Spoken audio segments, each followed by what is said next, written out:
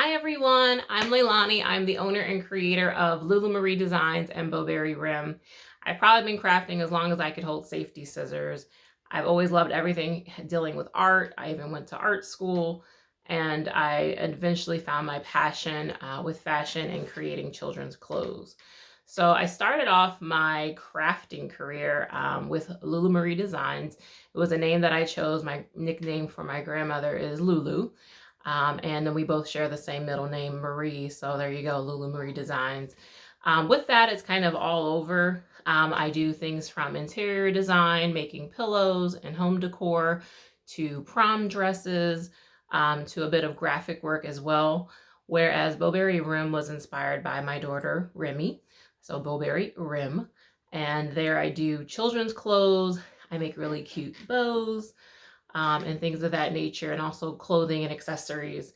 What's been really popular for me are the bows, particularly my Gigi bow, which is bright, sparkly gold, huge bow, which is really popular for first birthdays and things like that. What Joann's would allow me to do through this grant is to be able to increase my inventory as far as with fabric. I never know which bow is going to sell, and I typically try to buy like a yard or so at a time because it doesn't require a lot of fabric, but it's definitely important to have those things in stock. If you probably noticed, some of these fabrics here, they all came from Joann's. And so it's probably a trip that I make at least once a month. A little bit less since COVID, but I definitely tried to keep things in stock to make sure that I had what I needed. Also, Joann's will allow me to probably get some new sewing equipment. I used to have help, but we're always sharing one sewing machine. I have one sewing machine and one serger. I could definitely churn out more bows if I had more equipment, which would allow me to hire like one or two people to help me with it so I can stay on top of my orders. Some of the obstacles that I would say that I've encountered was when I first started doing Bowberry Rim.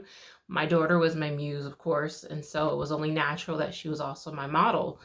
And so it was brought to my attention by someone that was close to me saying that I might be singling myself out of the market if I'm only taking pictures of a Black little girl.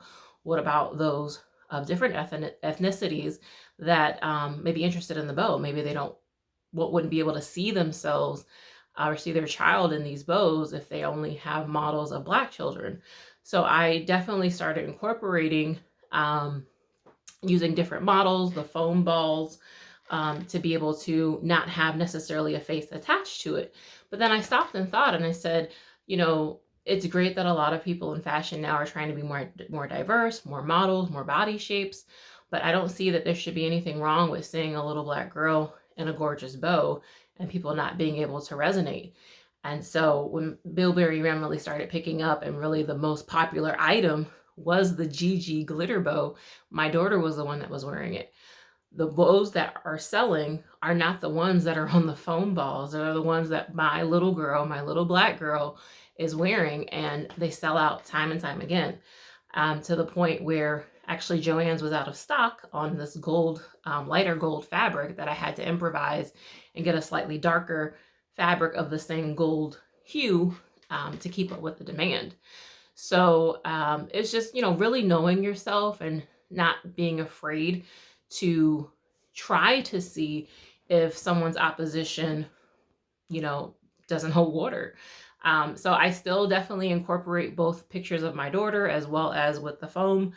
But again, as she grows and changes and things like that, she's still my muse, she's still my model. And I hope that people can continue to enjoy my product regardless of the model who is wearing it. Thank you so much for your time and for this opportunity. I hope to hear from you all soon. Again, this is Leilani with Lulu Marie Designs and Bowberry Rim.